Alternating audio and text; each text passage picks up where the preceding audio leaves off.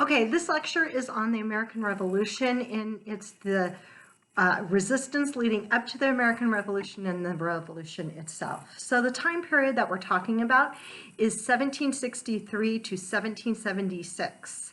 So when you talk about U.S. history and you're talking about this time period, meaning the time period right before the American Revolution and the Revolution itself, typical history basically talks about what the men were doing.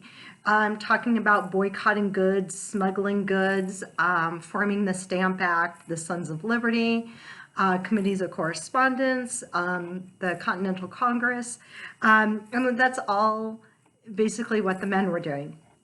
So in a sense, the question then arises, basically, what were women doing in that time period? What were women doing in this time period is basically they were standing by and supporting their men in various ways and in a lot of ways. Talk in the colonies was everywhere. That's exactly what everybody was doing. They were talking about the problems with the British. They were talking about how to deal with the British. But that also then draws women into the conversation. It draws women into the talk. And sure, you kind of hear about what the men are talking about and what they're kind of putting together, but the women are doing the same things. They're talking and they're a part of the conversation, but then they're also supporting the men. They're talking to their husbands and their family members, and they're definitely supporting the men. So when you talk about boycotts, one of the biggest things that the colonists were doing were boycotts. They were trying to boycott British goods. And so women are definitely going to be, excuse me, women are definitely going to play a major role in the boycotting.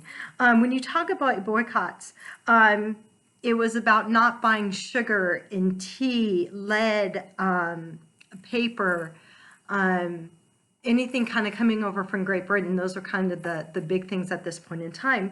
But the women were supporting those boycotts, and that it's important that you support it. It's not just a male thing. It's definitely the women supporting it. And the women are going to have to basically find ways around the boycotts, because if you're boycotting sugar, you can't bake and cook without sugar, so they have to find other recipes. They kind of have to find other ways around it. Another boycott was tea. Women would make their own tea. So women were supporting the boycotts, and they really had to step up and do things that supported the boycott. There were women who would not date or court somebody that supported the British. At this point in time, if you were supportive of the British and the British ways of life and British government, you were known as a loyalist because you were loyal to Great Britain. If you were not and you were part of the resistance, you were known as a patriot. And so you will have women like Sarah Jay, who was known as a patriot, and she would not date anybody who was considered to be a loyalist. So that was just part of a way of supporting the patriot movement. It's not anything big and it's not going to change life, but it was just kind of showing your support. And other women, examples, Mercy Otis Warren, and then Abigail Adams. Abigail Adams is the wife of John Adams, who will eventually become president. These are good examples of women that would write to one another, and they would share their thoughts of the resistance and what needed to be done, and kind of their hopes and dreams for the people. So anyway, they would write together. These two women would write back and forth, but they would also be writing to other women, and then they would share their letters and what they talked about with other women. So it was kind of a way about kind of supporting the patriot movement and supporting one another. And they would just kind of discuss about what was going on. As I mentioned, they would definitely be supporting the boycotts. Women would not buy sugar, and so sugar was your most likely go-to form of a sweetener. Another sweetener would be molasses, and so what they would do by not buying sugar, they would buy molasses. Molasses has a different flavor to it. It's It's a richer flavor.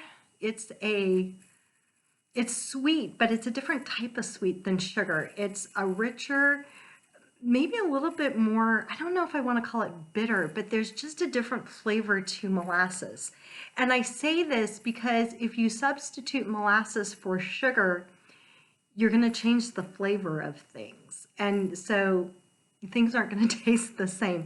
So women had to kind of figure out how to bake with molasses and kind of how to use molasses. And actually have things taste good. So it was definitely challenging. Another one would be tea. Tea is like coffee to us. Everybody drank tea. And so tea was a big one for a boycott. And so what women would do for tea is that they would make what's known as Liberty teas. And Liberty teas were herbal teas. And so women would meet up maybe once a week and with their other lady friends, and they would make these huge batches of herbal tea. Very popular Liberty teas would be mint tea, chamomile tea, raspberry or sage teas. And so they would basically kind of find and gather what they had at the time, and they would basically kind of come together and make these huge batches of tea, which would be known as Liberty teas. Oh, one other one was primrose. That was another popular herbal tea at the time. And so anyway, Liberty teas were actually very popular and very supportive, and it was one way to get around the tea boycott. Another one was paper. They would definitely try to boycott paper and not buy paper. The problem is that when you need like a document, that was kind of hard to do because there wasn't a way to round that. But what you would do is you wouldn't buy as many newspapers. And like one person would buy a newspaper and you would pass it around to your friends. And that way you would buy less newspapers, i.e. paper. So that was definitely a way of supporting the boycotts. Another thing is that the men will get to a point where they will actually start to form militias. And this was in response to the British because they started to fear the British. And they also feared that they might get attacked by the British. So the men were forming militias as a way to defend themselves or potentially defend themselves. And they had to do so secretly. So women would actually be on the lookout when the men would be training in their militias. And the women would be able to be lookouts. And they were really good lookouts because you would be sitting in some area and you'd be sitting with your lady friend and you'd just be kind of chatting the afternoon away. And people wouldn't think much of it. The British soldiers wouldn't think much of it. But it was the women that would be able to be on a lookout and kind of send signals and make a certain noise that the men would be listening for. So that was another way that the women supported the resistance movement. At various times there will be demonstrations, and the women very often will actually participate in the demonstrations. They would actually turn out in huge numbers and participate in the demonstrations. They would demonstrate or try to promote the boycotts, and that would be kind of in a form of demonstration. They would just have demonstrations about the Stamp Act. And women definitely would come out in large numbers for that. There is going to be another thing that's going to form or has formed, and it's called the Sons of Liberty. The Sons of Liberty is an organization of patriots. Sons of Liberty actually starts in Boston, but will then spread to all the colonies. And it was the patriots that were forming these organizations that did the boycotts, that did the demonstrations, that formed the militias. And you always hear about the Sons of Liberty when you talk about the American Revolution. But you will also have what's known as the Daughters of Liberty. The Daughters of Liberty will be the wives and the daughters and people, relatives of the Sons of Liberty, and they will form their Daughters of Liberty. And the Daughters of Liberty are basically supporting the resistance. They're going to be the ones that are going to form the the tea party, not tea parties, but not that tea party, but parties where, or they'd come together in the evenings and make the Liberty Tea.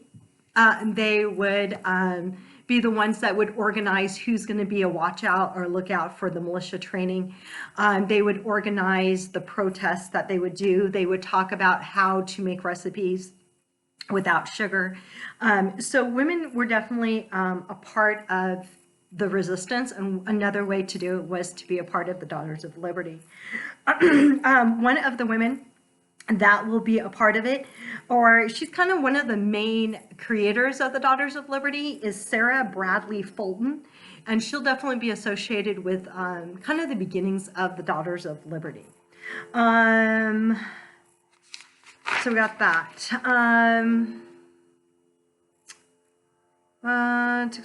Okay, so we got that. Native Americans. Native Americans felt pressured to take sides on this growing resistance. Some Native American tribes would side with the Americans, and then some, or the Patriots, and then some would actually side with the British. They're trying to figure out which side would work best for them. And so you got that going on.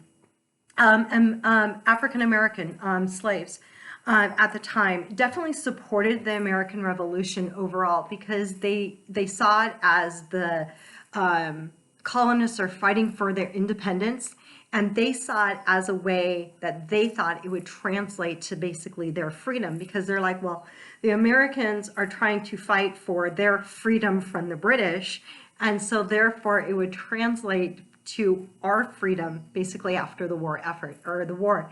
And so you definitely see a huge support of the African Americans. Unfortunately, as we all know, it does not translate to their freedom.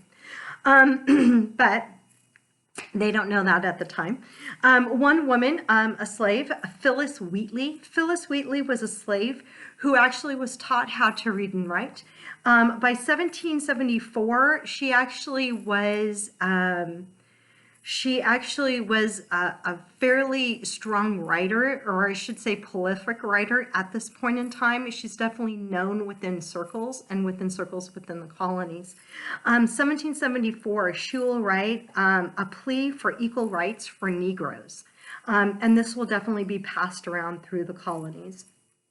The plea for equal rights of Negroes, the concept, okay, is that the idea was absurd of Christians to believe in freedom for themselves and then support slavery. So she in her mind was saying that if you are fighting for and believing in freedom for yourself, then that has to basically translate to freedom for the slaves. It doesn't quite work out that way, unfortunately. 1775, as they're actually moving towards revolution, the British are going to post emancipation for the slaves. And it's basically these signs saying if the slaves supported the British cause, they would automatically be free. You will actually have some slaves that will actually take the British up on it. They had to fight in the American Revolution and the Revolutionary War. And if they didn't die in the Revolutionary War, they would then have a free life. And that actually does happen. The British, they basically are good on their word. And after the Revolutionary War, those slaves that basically had survived the war were considered to be automatically free. And either they went up into Canada and had a free life, or they went to Great Britain and had a free life. You will have some takers of it. I don't actually have numbers. But you do have some takers, a fair amount, but I would still say overall a small percentage. Okay, so the American Revolution. The American Revolution, 1776 to 1783. Basically, we're just really focusing on the women's participation during the American Revolution. Okay, so when you talk about women, basically white women at this point in time, many women actually saw this time period as a potential growth for women. One of the biggest ones that we talk about is going to be Abigail Adams. Her husband, John Adams, is definitely being a part of the formation of the new government. And Abigail Adams and John Adams, they write back and forth. They are extensive letter writers back and forth between one another. They truly love one another. They truly respect one another. They might have a little bit different views on women and women in society, but the fact is that they write about it extensively, and so we actually have this really great documentation. Abigail Adams really saw potential for women, basically in this considered to be creation of a new government, and she's hoping that women will basically have more freedoms and more rights within this new government. And so she will be constantly writing to her husband about it. She's talking about to her husband. She'll be writing about the opportunities that would be there for the ladies in this new government. She would write one of the famous lines of "Remember the ladies," and it was "Remember the ladies and be more generous and favorable than your ancestors."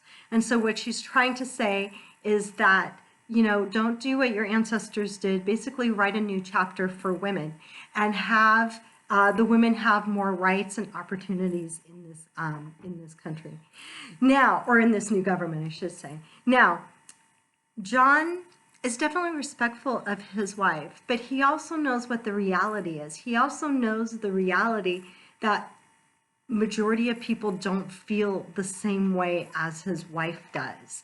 And he knows it's not going to go over well, and most likely would never actually pass, about giving women's rights, giving women the right to vote, or actually just more rights within the country.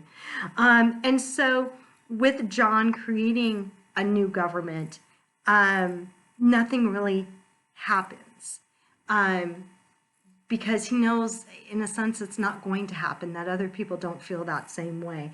And so really there is a lot of discussion in their letters, but it's just not definitely going to come to be. Now, when you talk about the war and basically the war effort, what are women doing? Women are going to basically do everything and anything and everything that needs to be done. They're going to pick up where the men left off. So the men, you have the American Revolution that has begun, and you have men fighting, either men fighting or men basically creating a new government, and you have women at home. And so the women are going to pick up where the men left off. They're going to run the family businesses. They're going to run the family farms. They are going to try to make kind of some sense of ordinary life in the midst of this war. They're going to kind of work in a sense, I'm going to call them like governmental positions, not within the government, but like kind of running things like the post office, you know, trying to get the mail out, trying to get things done in that sense, and women will definitely pick up that. But they're also, just as I said, maintaining family businesses, family farms, trying to raise the kids, trying to put food on the table, trying to keep up the boycotts as much as possible. Really that has happened because once you have the Revolutionary War, the colonists have made all cuts from Great Britain. And so now they're just trying to be creative to try and get the food and just to put food on the table. And as I said, women kind of picked up some male roles. Mary Goddard was postmaster of Baltimore at the time of the American Revolution. So they will definitely pick up male-dominated jobs. They will raise money for uniforms and supplies for the Continental Army, for the colonists' army.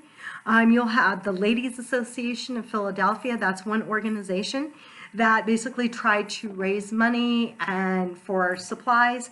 They would darn socks and mend uniforms if need be, anything that really supported the war effort. Another thing is that women will actually be a part of kind of manufacturing weapons and bullets, that type of thing, and basically shots, if you will. So they were actually trying to make these things so they could send them off to the men who were fighting in the war. They would also act as spies and scouts. They would basically be you know, going about their daily business, doing whatever they need to do, but they're really keeping an eye out for like British movement. And then they would report back to some type of military, to Continental Army, on what they see, what they hear, that type of thing. So that you would definitely consider women to be spies and scouts during this point in time. Another woman who truly was a spy, Emily Geiger, Geiger, delivered paperwork.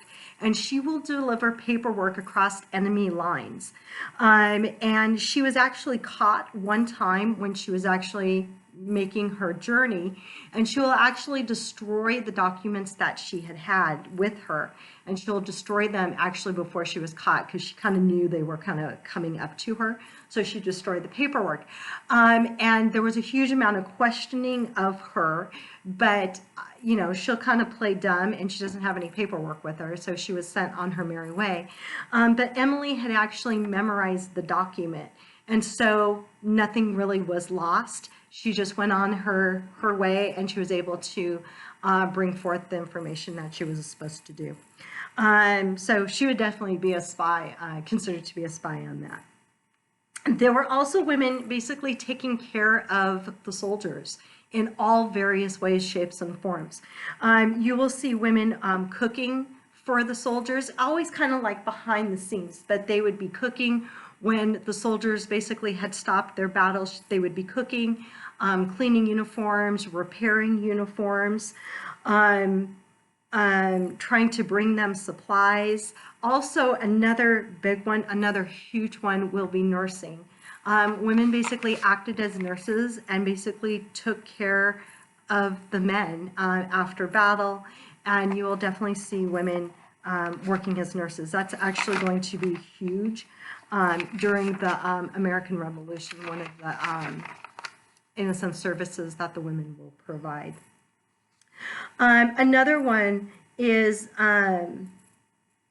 women would also pick up weapons and basically fight.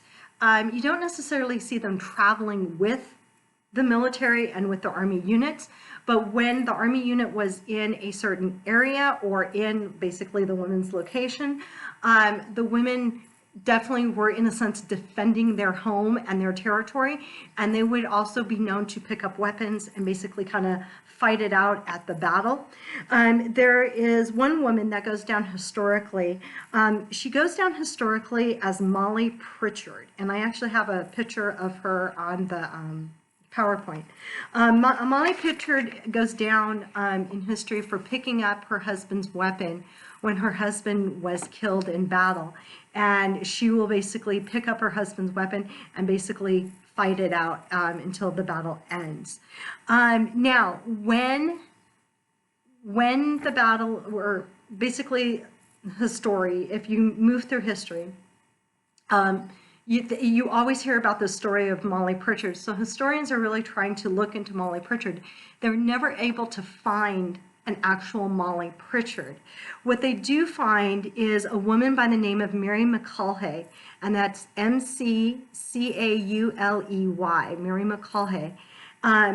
And they believe that Mary McCaulley actually is Molly Pritchard. And for some reason, there's a name change. Once again, we're not really quite sure why, but they can actually see Molly Pritchard being documented of doing this, of picking up a weapon when her husband died. And also she received a small pension from the federal government for her service in the Civil War. So yeah, we're not really quite sure why the name changed, but we do know that women did this, and this is a one woman that kind of goes down into history. But and historians believe that there were many other women that did this, but it just wasn't recorded into history. Another woman that definitely supported the war effort will be Martha Washington.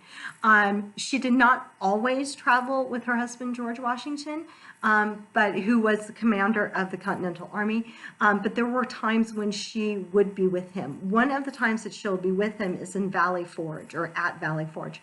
And Valley Forge is in Pennsylvania, and they're basically hunkered down in Valley Forge because they're going to have a really nasty blizzard and it's cold and it's snowy and they can't really move at all. And so Martha will be with George at the Valley Forge, and she will actually cook and care for the sick of his soldiers during this time period when they've basically laid down for the winter months at Valley Forge. So that's just another example of a woman basically helping out during the war effort. Now, loyalist women. Loyalist women, right, those are the ones loyal to Great Britain. There will be colonists that chose to support the British. They didn't think it was beneficial to actually break away from Great Britain. So loyalist women had a very difficult time during the Revolutionary War. They were definitely picked on by the Patriots. Very often during the war, their land was seized. Their property was seized. And the woman really had nothing. She really had no recourse to basically do it. Some women tried to defend their land, but they were usually basically outnumbered. So women would find themselves homeless sometimes and loss of property, or maybe not necessarily homeless, but they would actually kind of basically raid their home. And so loyal women definitely had a very difficult time during the war years and then afterwards. Native Americans, I'm going to talk about them in general, but definitely it's going to affect the women. If it affects the tribe, it affects the women. Tribes basically chose, either they chose what side to fight on, or they chose not to fight, and they're like, I don't want any part of this. Like, you guys fight it out and we'll figure out where everything, settles down. But you will see many women try to actually kind of leave the area if a certain tribe chose to fight. They would basically try and leave the area to basically take care of the kids, try and kind of maintain some normalcy, basically for the children and for kind of the family unit. That's really what you tended to see the women do.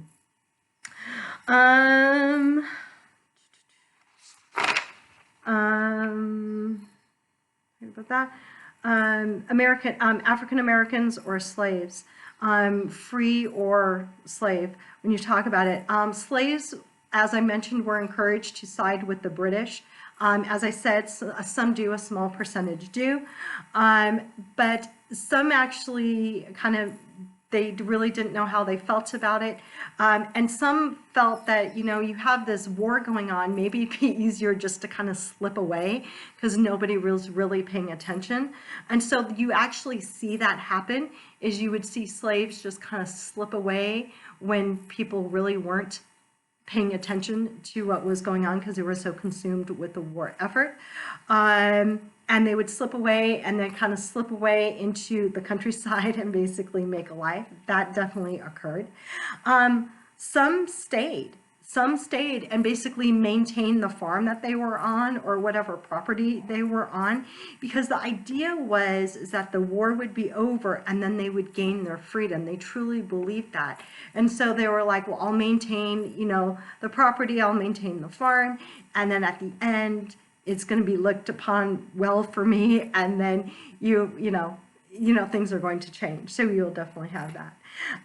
You will also have other African Americans, such as Phyllis Wheatley, that wrote extensively and supported it. You'll have poems that were written that definitely supported the war effort. Some free African Americans would donate money, donate services for the war effort. They would raise money for products to send for the war effort. You'll also see the formation of anti-slavery societies in the North, kind of their opportunities to kind of fight for slavery, because they think that would be the beginning of this turnaround for a mental change, if you will. It definitely doesn't happen.